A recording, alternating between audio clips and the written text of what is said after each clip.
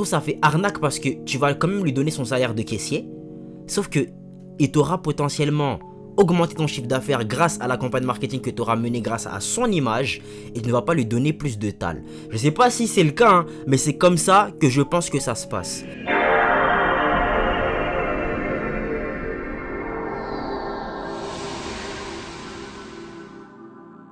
Wagwan YouTube, ça dit quoi l'équipe, j'espère que vous allez bien, moi ça va, alhamdulillah, vous connaissez votre boug. Et aujourd'hui famille, on est sur une vidéo de réflexion basse. Le titre c'est comment les caissières sont devenues des stars sur TikTok. Je savais pas que c'était un phénomène ça, enfin j'ai dû en voir. Je vois un mec là, il joue un personnage à la caisse, je crois, il bosse à Lidl et tout. Il fait le perso, il fait un personnage drôle et tout, il s'appelle Zig. C'est celui que j'ai raconté là-dessus parce que c'est celui qui m'a marqué dernièrement. Mais en dehors de ça, le délire de caissiers qui sont connus sur TikTok, c'était des délires de live. Donc je pense que c'est de ça qu'on va parler. C'est quoi les conséquences, c'est quoi l'enjeu, c'est quoi ceci, c'est quoi cela, est-ce que ça a un impact sur le marketing de l'entreprise, du magasin, etc. etc. Qu'est-ce que j'en sais, on va voir si ça il en parle, si c'est une bonne chose, une mauvaise chose, etc.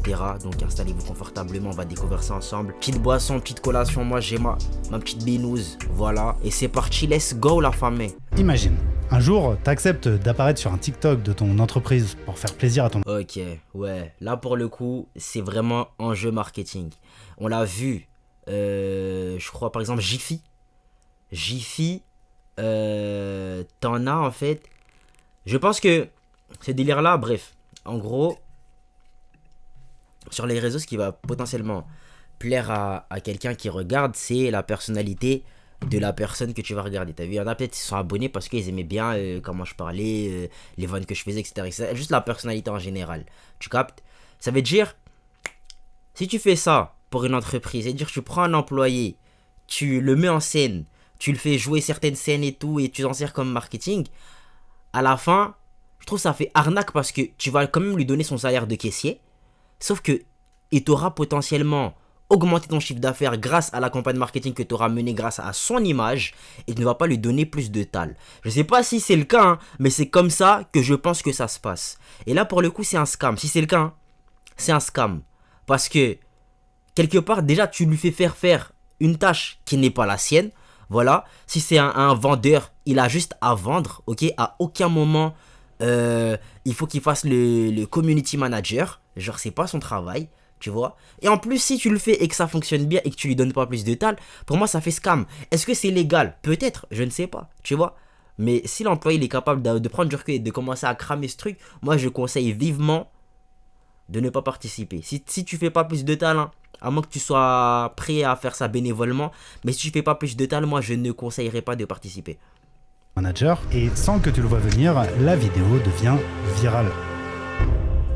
Eh ben, c'est exactement ce qui est arrivé à Léonie, caissière d'un hypermarché de l'ouest de la France. En décembre 2025, sa vie a basculé. Léonie, la caissière du Carrefour de Laval, elle est devenue une vraie star sur TikTok. Certains posts dépassant les 7 millions de vues. Ah, c'est encore plus une dinguerie que ce que je pensais. Internaute se déplace carrément dans son magasin. Il y avait un agent de sécurité qui devait rester à côté d'elle. Ça a été vrai ça? Léonie. Si j'ai voulu vous raconter son histoire, c'est parce que je me suis reconnu en elle, et je suis sûr que toi aussi. Parce que derrière la success story, il y a une chose sur laquelle personne n'a pris le temps de s'arrêter. Quelque chose qui ne concerne pas que les caissières de supermarché, mais tous les salariés qui se sont déjà investis plus que nécessaire dans un travail qui ne le méritait pas vraiment. Je les préchote, famille. Je les préchote. Clairvoyance. Eh oui.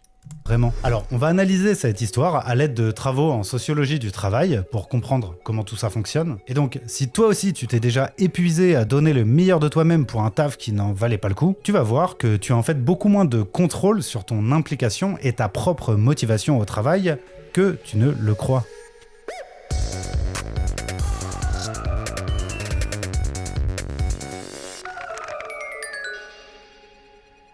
Pour analyser cette histoire, je me suis basé sur cet ouvrage, Le Nouvel Esprit du Salariat, de la sociologue Sophie Bernard, qui a passé plus de 15 ans à mener des enquêtes de terrain dans des hypermarchés comme celui de Léonie, à interviewer des caissières, des responsables de magasins ou des directeurs, ainsi que dans d'autres secteurs comme la banque ou les métiers commerciaux. Et tu vas voir que ce qu'elle décrit, tu l'as déjà probablement vécu. Et pour comprendre ça, remontons quelques mois en arrière, au moment où personne n'aurait parié un centime sur le potentiel succès d'un TikTok de supermarché.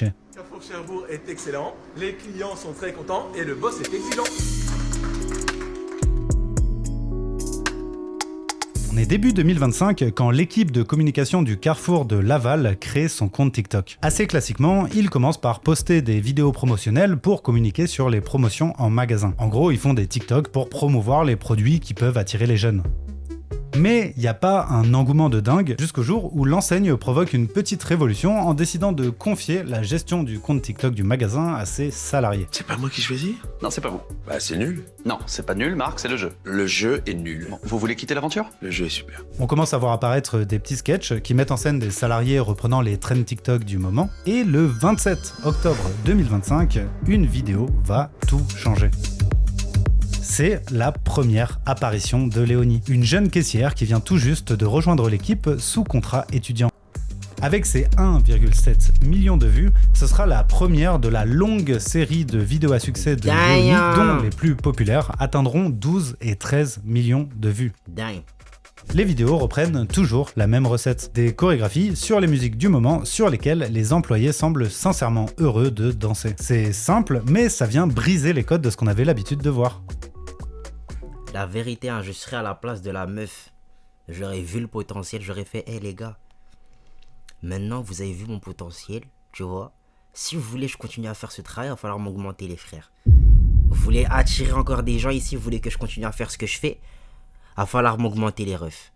Genre, je vous parle d'un vrai bail, ok? Parce que les gens, ils sont pas là pour vos produits. À ce niveau-là, ils sont là pour venir me voir moi. Donc il va falloir m'augmenter, chacal. Et au fil des semaines... Parce que les efforts là, aussi minimes soient-ils, ces efforts là qu'ils font, ça profite que à Carrefour. Ça ne profite pas à cette soi-disant Léonie. Le succès des vidéos permet au magasin d'acquérir progressivement une petite notoriété. Et c'est à l'approche de Noël que toute cette histoire va prendre une dimension à laquelle personne ne s'attendait.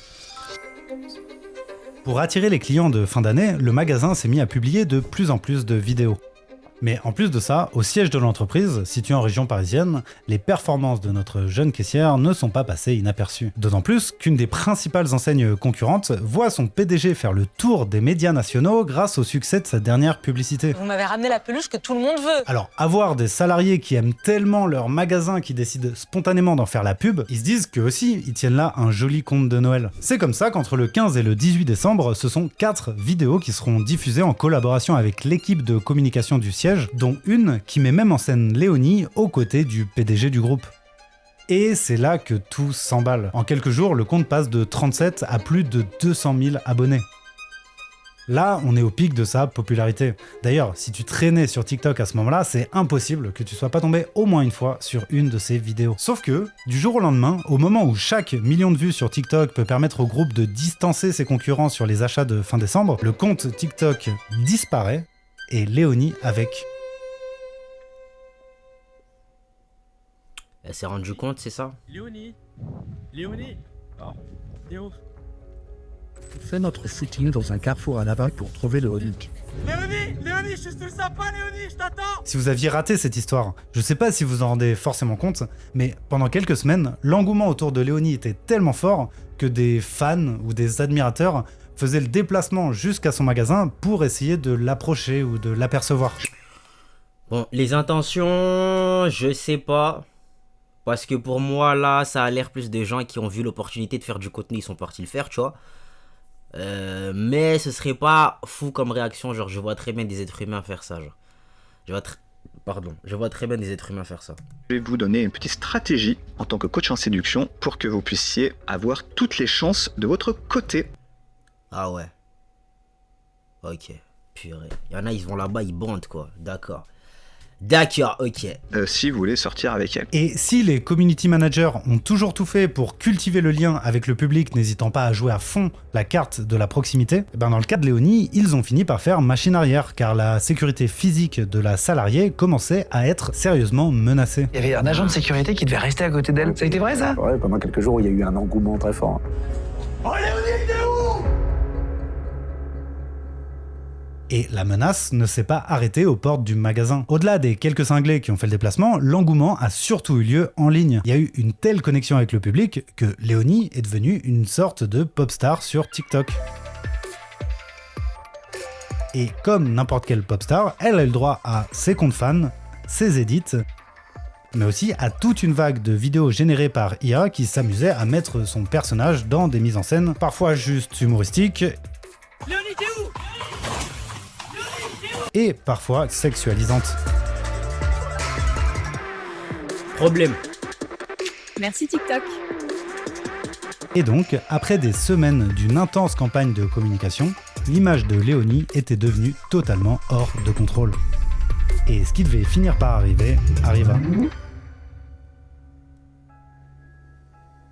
Tous ces contenus, ni Léonie ni son employeur ne les ont souhaités. Et pourtant, ils sont la conséquence directe d'une décision prise quelques mois plus tôt, mettre le visage d'une jeune salariée en première ligne d'une stratégie de communication nationale sans jamais vraiment anticiper ce que ça impliquerait pour elle. Et d'après les infos qu'on trouve dans la presse, c'est pour cette raison que le compte du magasin aurait disparu. Il a été suspendu temporairement afin que la plateforme puisse trier le vrai du faux et repérer les signalements pour vol de contenu. Et même si on imagine que de nombreux contenus ont dû être supprimés à ce moment-là, TikTok est toujours aujourd'hui rempli d'images volées de la jeune salariée. Ah les gars, c'est internet hein, une fois que c'est sur internet ça partira pas. Ils auront beau supprimer toutes les vidéos qu'ils trouvent, c'est bon, c'est fini là, c'est terminé. Alors, je vous rassure, le compte a été réactivé juste avant Noël. Et pour le peu qu'on peut en voir, Léonie a l'air d'aller bien. D'ailleurs, malgré tout ça, non seulement elle continue d'enchaîner les vidéos, mais en plus de ça, elle n'est plus la seule.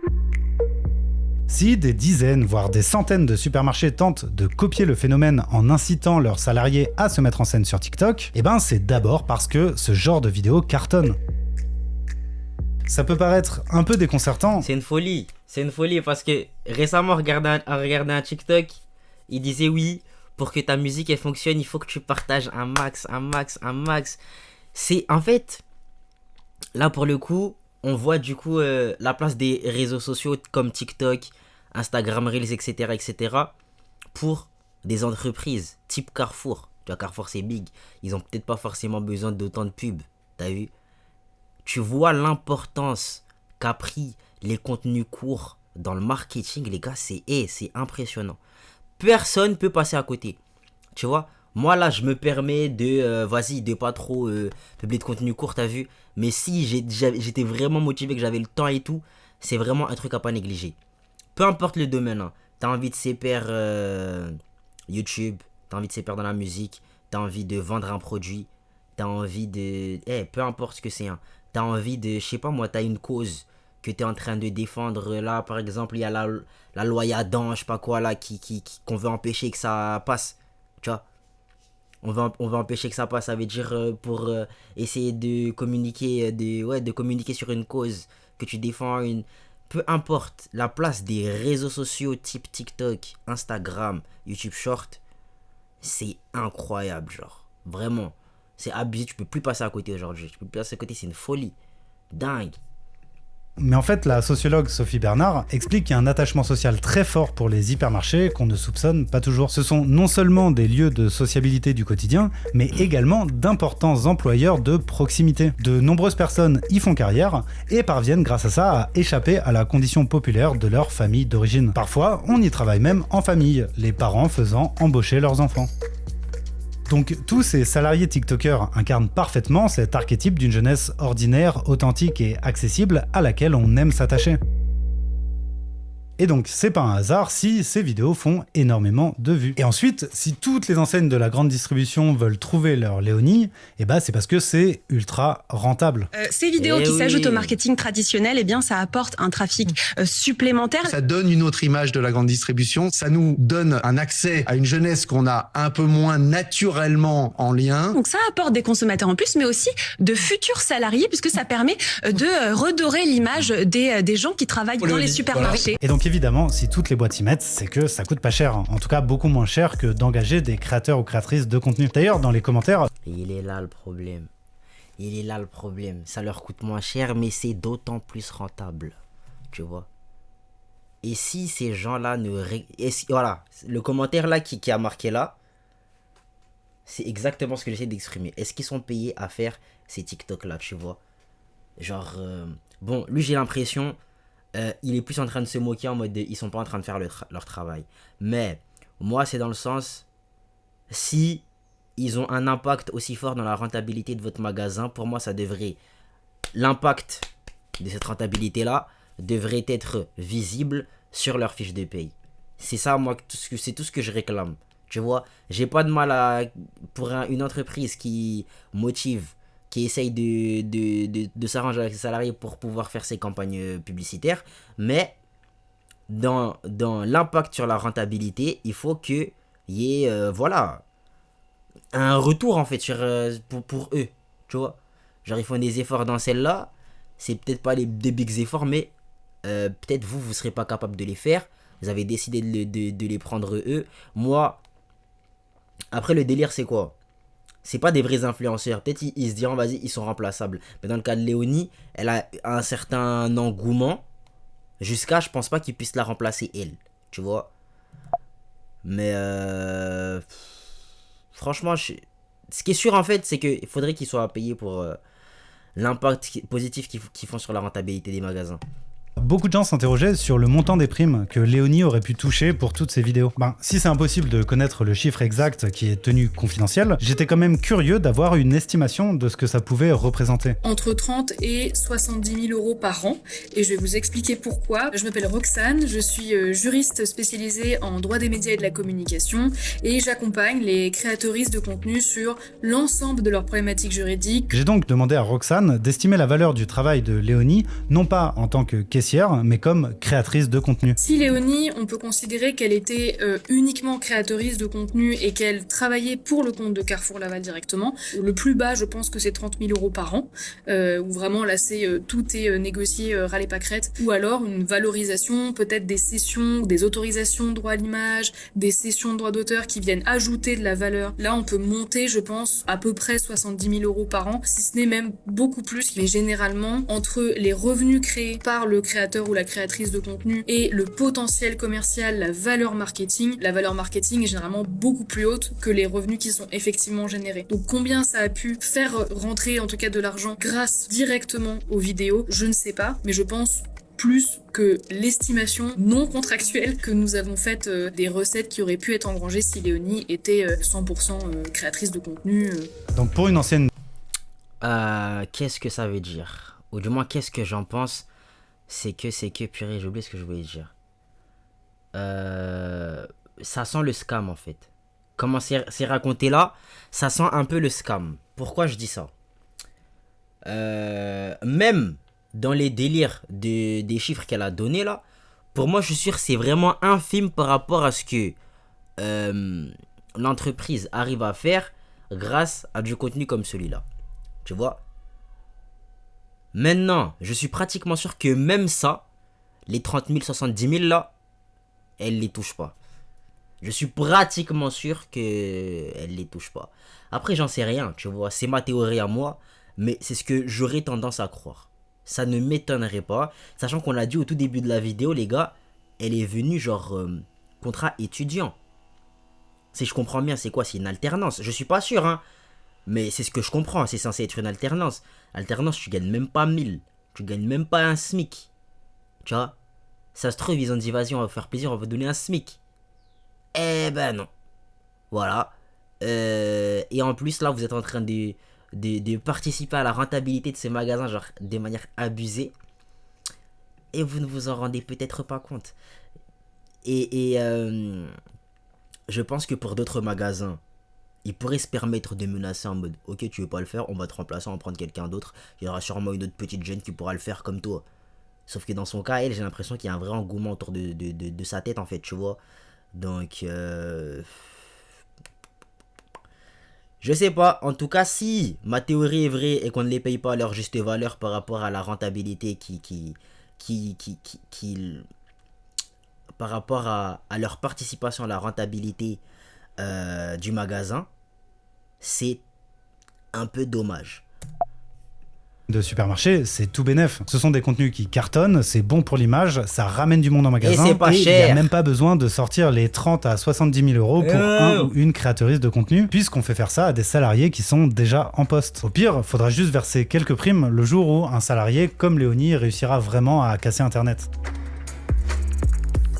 Bon, une fois qu'on a dit tout ça, il y a une question qui est toujours pas résolue. Compte tenu de tous les risques en termes d'image, de sécurité, de harcèlement, etc., pourquoi autant de salariés sont prêts à s'exposer publiquement sur TikTok, sur le compte de leur employeur, alors qu'ils n'ont pas été recrutés ni toujours payés pour ça? Et ben c'est là qu'on arrive au cœur du mécanisme. En fait, ça ressemble pas à un effort de ouf, tu vois.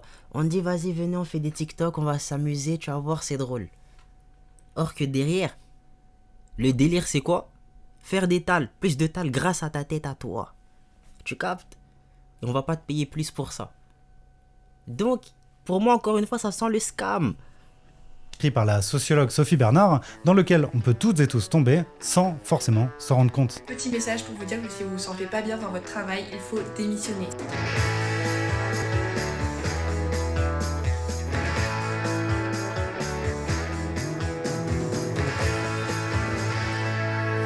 Je suis totalement dans cette DA l'équipe. Moi, j'étais dans une entreprise. En fait, ma seule motivation, c'était l'argent. Tu vois. Au niveau de l'argent, ils ont pas respecté. Ils m'ont payé en retard. J'ai fait ça et j'en ai ras le cul, j'en ai ras la casquette. Je me taille, tu vois. Et j'étais pas bien là-bas dans tous les cas. Je me posais tous les jours des questions de qu'est-ce que je fous ici. Donc au bout d'un moment, moi, je suis dans celle-là. Les vieux comprendront pas. Et moi, je vous ai dit, ça sert à rien d'essayer de comprendre les vieux. Ou d'essayer de leur faire comprendre plutôt. Faites-vous ce qui vous plaît. Ok? Faut penser à vous. Il y a des jours, il faut être égoïste, famille. Il y a des jours, il faut être égoïste. Ah, je vous le dis. Ces dernières années, on serait en train de vivre une crise du travail. Alors je sais pas si c'est réellement nouveau, je sais pas si c'est autant spécifique à la Gen Z qu'on le dit, mais on se pose de plus en plus la question de savoir qu'est-ce qui nous motive à travailler. Instinctivement, on pourrait se dire que c'est une question d'argent, ou bien une question d'accomplissement ou de recherche de sens. Mais pour voir les choses un peu différemment, je vous propose de regarder ça du point de vue de l'employeur. Une fois un salarié embauché, comment maximiser son implication? Comment le maintenir motivé dans un bullshit job, ou bien face aux difficultés de certaines tâches? Pour utiliser les mots de Sophie Bernard, comment on parvient à créer le consentement au travail? Eh ben, mets-toi à la place d'un employeur qui doit te manager toi. A priori, s'il commence à te donner des ordres, à te crier dessus et à employer la force, dès que tu peux, tu vas te barrer en courant pour aller voir ailleurs et il y a peu de chances que le travail soit fait. Et donc, plutôt que de passer par la contrainte, Sophie Bernard explique que les entreprises mobilisent 3 outils de motivation bien précis qui, j'en suis sûr, feront écho avec la manière dont on te manage au quotidien. Le premier de ces outils, c'est ce qu'elle appelle l'autonomie pour l'organisation. Le principe est simple, il s'agit de laisser un maximum d'autonomie au salarié tant que celui-ci l'utilise au service de l'entreprise. Si on revient sur l'exemple de nos salariés de la grande distribution, Sophie Bernard explique que le peu d'autonomie qu'on leur laisse dans leur travail est très précieux pour eux. Premièrement, elle permet de rester un peu à distance de la hiérarchie et de ne pas être en permanence sous le contrôle ou le regard d'un supérieur. Et ça, quel que soit le job, c'est toujours plus agréable. Deuxièmement, elle permet de rendre plus supportables des tâches difficiles en laissant une marge de liberté sur la manière de réaliser ces tâches. Et enfin, troisièmement, elle permet de jouer sur la volonté de se réaliser personnellement à travers son travail. Elle décrit par exemple le management des responsables de rayon, qui gèrent leur unité comme une petite boutique qui leur appartiendrait, n'hésitant pas à rester après la fermeture ou à passer pendant leur jour de congé pour s'assurer que tout va bien. Donc, on imagine bien que pour n'importe... Dingue. C'est une bête de technique de manipulation, famille. Ça veut dire tu t'impliques, genre de manière abusée alors que la paye bouge pas. Ils ont réussi à créer un sorte de sentiment en mode salaire important pour toi. C'est fou. Est-ce que je me suis déjà fait manipuler? C'est sûr les gars, c'est sûr. Parce que je me suis déjà retrouvé à dire, en fait là ce que j'aime bien dans cette entreprise c'est que je peux faire un peu comme je veux, tu vois, je commence quand je veux, je termine quand je veux. Est-ce que c'est tant une mauvaise chose que ça? Tu vois, parce qu'au final, tout le monde y trouve son compte. En fait, moi, lui, son argument, enfin, ce qu'il a dit aussi, c'est que à la fin, l'employé, il peut se retrouver à être plus impliqué que ce qu'on lui demande. Tu vois, la meuf là, enfin, l'exemple qu'il a sorti, comme quoi, t'as une meuf, on lui donne un rayon, elle gère tout seul comme si c'était sa propre boutique. Carrément, des fois, il peut passer pendant des jours de congé. Hey, moi, quand je suis pas au taf, je suis pas au taf. Hein. Faut pas m'appeler. Quand je suis pas au taf, je suis pas au taf. Ok? Mes heures de taf, c'est mes heures de taf. Tu vois ce que je veux dire? Si je commence de 7h et que je termine, si je commence à 7h et que je termine à 15h, je commence à 7h et je termine à 15h. Il n'y a pas de... Bon, entre nous, hein. Entre nous. Ça m'a dit, ouais... Enfin, en vrai de vrai, je trouve ça va. J'ai pas l'impression d'avoir menti. Le jour où j'ai passé l'entretien pour mon taf actuel, ils m'ont dit, est-ce que toi, ça te dérangerait, en mode, s'il y a une urgence, de rester un peu plus longtemps? Genre, ma réponse, c'était oui. En fait, dans un entretien, tu vois, t'essayes juste de caresser le poil de l'employeur. Genre, t'essayes de caresser l'employeur dans le sens du poil. Tu vois? Du coup, j'ai dit oui. Je trouve ça normal et tout, en mode... mais par contre, moi, de mon côté, ça me saoulerait si les autres, ils font pas de même, tu vois. Vraiment, lèche-bot, tu vois. Vas-y, je dis ça et tout. Mais après, je me dis, ouais, est-ce que j'aurais pas menti, en vrai de vrai? Mais en vrai de vrai, non. Moi, le truc qui me dérangerait dans le fait de rester plus longtemps, c'est si je reste plus longtemps et qu'on me paye pas pour ce temps que j'ai fait en plus. Sauf que là-bas, ils payent dans tous les cas. Enfin, ils payent. Ils donnent des crédits d'heures. En gros, c'est des heures. Tu peux les cumuler et avoir des jours de congé. Mais, ouais. Où est-ce que je voulais en venir en disant ça?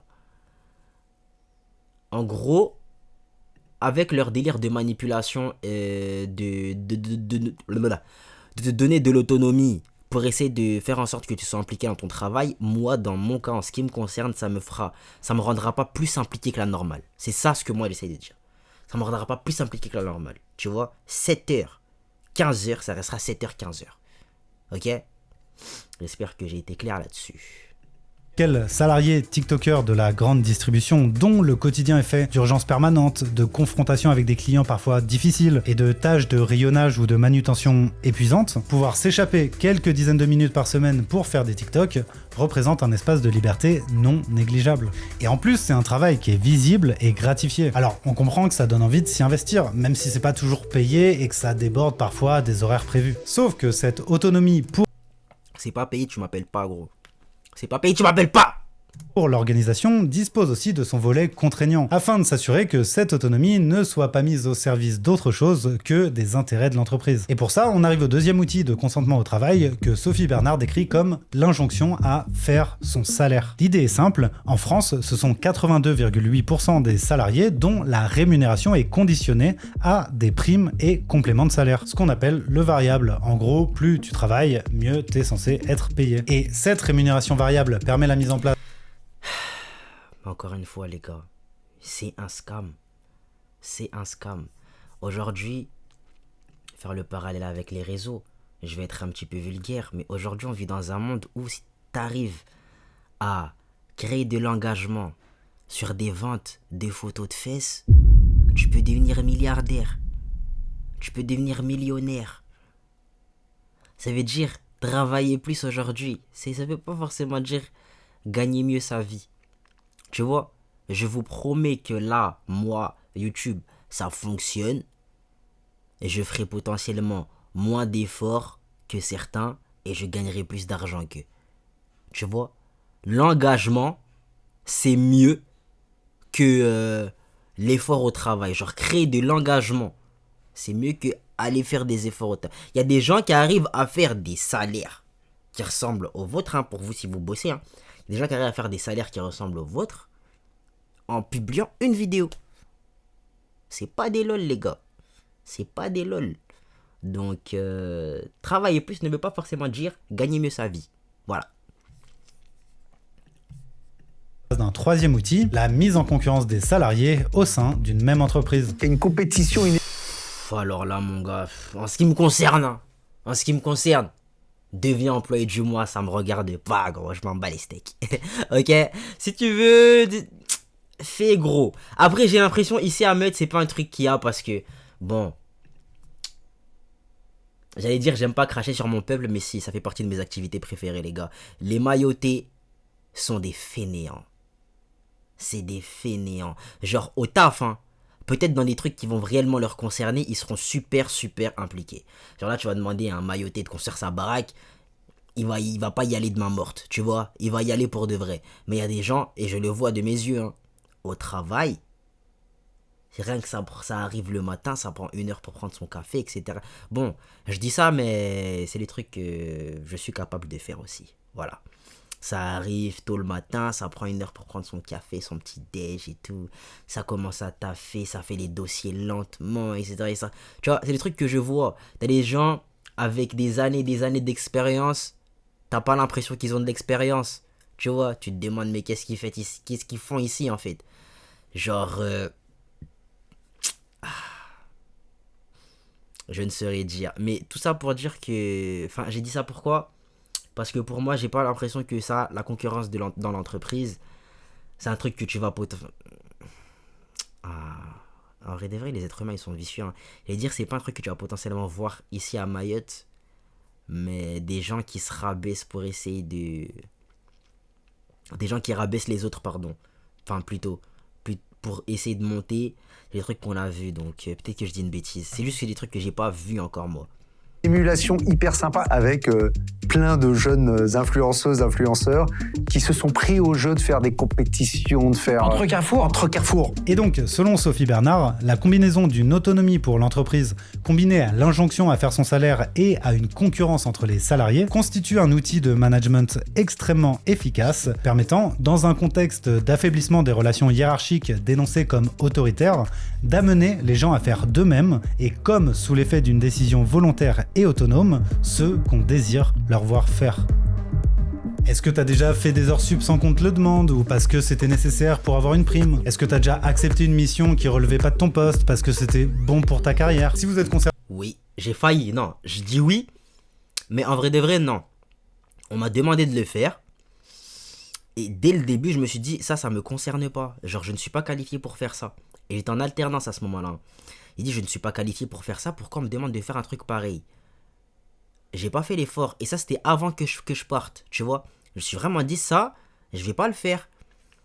Dans ma tête, j'ai pas dit ça à l'employeur, mais voilà quoi, genre pourquoi tu me demandes ça? Les gars, je suis là-bas, je suis en formation master RH, ça veut dire je dois faire que les trucs d'RH. C'est pas un moment où on me demande de faire une application. Mais frère, une application. Sur les applications, moi. Genre, direct dans ma tête, je me suis dit non, ça chacal, je ne le ferai pas, tu vois. Donc je trouvais des excuses pour ne jamais me plonger dans ce projet. Genre, pourquoi tu me demandes ça, gros? Anyway. Par contre, je vois très bien comment on pourrait être amené à se retrouver à faire des tâches qui n'ont rien à voir avec notre fiche de poste. Tu vois? Ou que vous avez des bonnes anecdotes, racontez-moi ça en commentaire, c'est toujours un plaisir de lire vos histoires. Et d'ailleurs, cette vidéo n'étant pas sponsorisée, je vous rappelle que vous pouvez soutenir la chaîne via le Ulule juste en dessous, où vous trouverez des super goodies comme ce super sticker. Bon, une fois qu'on a dit tout ça, on pourrait se dire que c'est super de trouver des manières de se motiver pour faire des tâches difficiles. Le problème, c'est que si cette émulation est bénéfique pour l'entreprise, elle a tendance à dégrader les conditions de travail. Et encore une fois, Sophie Bernard décrit ça très bien. Si l'autonomie permet de rendre le travail plus agréable, c'est justement parce que cette autonomie permet de faire naître une solidarité entre les travailleurs. Et dans les hypermarchés, cette solidarité a même un nom. Dans la grande distrib, tout le monde met la main à la pâte. C'est l'esprit distrib. Ça fait partie de la culture de l'entreprise. Chef ou pas, tout le monde a son cutter, déballe des cartons et tire des palettes. Et cette solidarité, c'est l'inverse de la compétition entre collègues, aussi saine, bénéfique ou hyper sympa soit-elle. Comme tous les mercredis, au Lucarne pour la baie, c'est mais Thomas, tout le monde veut Léonie maintenant. Allez, on y va. Et le piège, c'est que cette concurrence fait naître des gagnants et des perdants, et donc vient légitimer les inégalités au nom du mérite individuel. T'as beau t'investir pendant des années, donner le meilleur de toi, tu resteras toujours sous la menace d'un collègue qui peut te remplacer. Et quand ton heure de gloire est terminée, c'est retour à la case départ. Et alors, une autre rumeur peut-être qui est sortie, c'est que vous lui aurez proposé de gérer la communication, gérer le TikTok de Carrefour, d'être à la tête de la stratégie TikTok. Non. Ça, je crois que c'était vraiment une rumeur.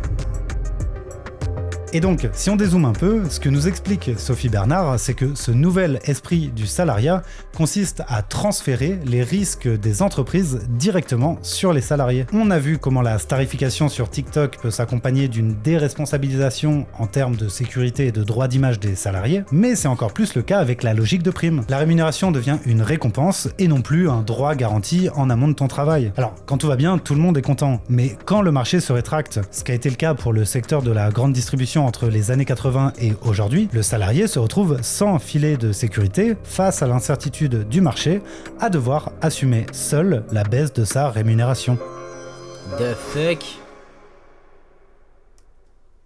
Pour résumer tout ce qu'on vient de dire, en fait, le nouvel esprit du salariat, c'est la disparition de la frontière entre les salariés et les travailleurs indépendants. Si chaque forme d'organisation a théoriquement ses avantages et ses inconvénients, les salariés sont subordonnés mais sécurisés par leur statut et les indépendants sont libres mais vulnérables face au marché, et ben le nouvel esprit du salariat, auquel 27 millions de Français font face quotidiennement, c'est finalement les désavantages du salariat et de l'indépendance sans les avantages. C'est la subordination sans la sécurité et la vulnérabilité sans la liberté.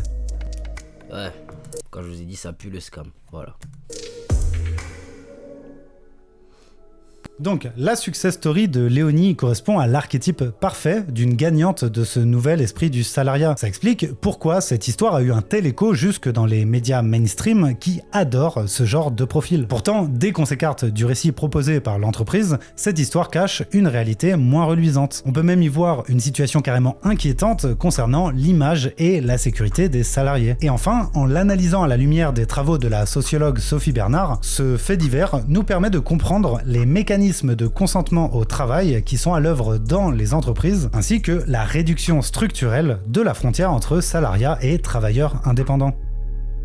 Ceci étant dit, il s'agit en aucun cas de promouvoir l'auto-entrepreneuriat comme alternative viable au salariat, puisque celui-ci se révèle être une autre sorte de précarisation des travailleurs et des travailleuses que Sophie Bernard a également largement documenté. L'idée, c'est plutôt de réussir à allier liberté et sécurité au travail en misant sur des droits garantis pour toutes et tous, considérant que pour les plus démunis, les protections sont collectives ou elles ne sont pas.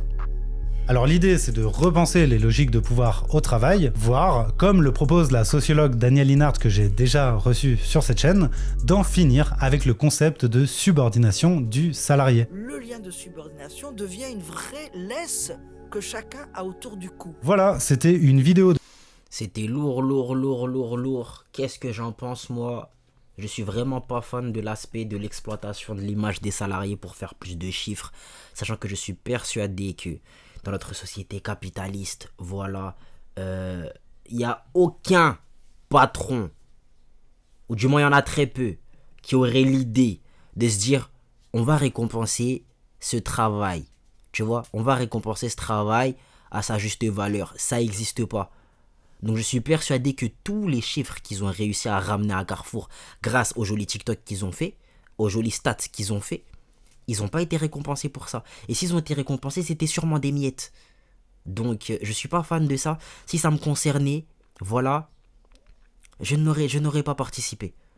Je n'aurais pas participé. Et peut-être qu'il se serait dit, mais lui en fait il se prend pour qui? Tu vois? Mais j'ai pas envie en fait. J'ai pas envie, d'autant plus que c'est même pas dans mes missions. C'est pas sur ma fiche de poste. Tu vois? J'ai pas à faire ça. À la base, moi je suis vendeur, laisse-moi vendre. À faire la communication aux gens qui sont censés faire la communication. Tu vois? Genre... moi vraiment j'aurais pas participé. Bon, je sais pas si ça rentre dans ce même registre là. Mais moi par exemple, un jour j'étais à la salle et t'as un mec, il est en train de filmer une pub pour la salle. Tu vois, il y a plein de gens, ils ont accepté de jouer le jeu et tout, et de se laisser filmer pendant qu'ils étaient en train de faire leur séance, tu vois.